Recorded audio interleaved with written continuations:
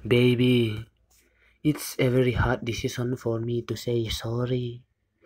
Please forgive me. You have played my heart very much. My heart is broken into pieces because of you. So now, I'm breaking you through this letter. Even me, I'm crying inside, but I'm smiling outside. Please forgive me. Goodbye, my almost lover. Mà buen với khát chú in trên ang chú thì to mò, cái chập tóc hay xem, cái chập chả là cái chập cái á, chân mình không á, mình nảy lắm mò, cái chập tóc mấy này chân hi cái lão về đó. My lord,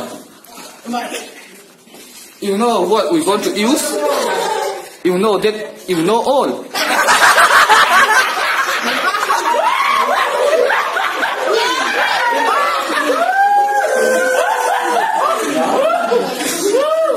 Okay, this is you know what we going to use.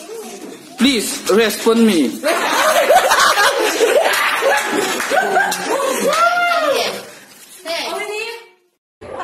Afapa metric fail khat nem ve a mate poi ti reng su bi ai nga khom le ve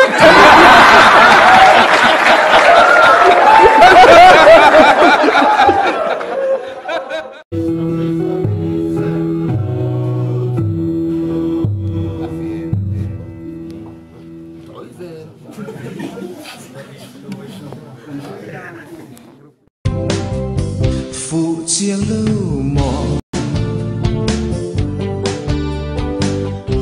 ai bro let sin ring tui me suy lunga dum ngày mấy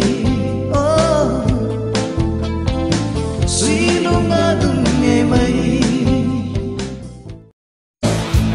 sai de ang ken rong ami za lên tên so in se lâu lại parang kenin kan saye rock and roll itayang hip ten rock and roll like sa zona hip ten sip sonin itay father nilovin father laugh my elder brother told me to say so. My elder brother told me to say so. Laugh. Quý đàn kê xin đi, nấu con đàn kê xin khăn. Quý đàn kê xin đi, nấu con đàn kê xin khăn. Nulaw hi makmut may kaul sam terang nen ko har sa law terang nen har sa tura min ngaya min han ang law sa su ka min zai me dur sin zet lam ma se lui no te lam ze o lam o ma se lui no te pa alo zai si lu no te lam ze o Được nộp bỏ xe. Amen.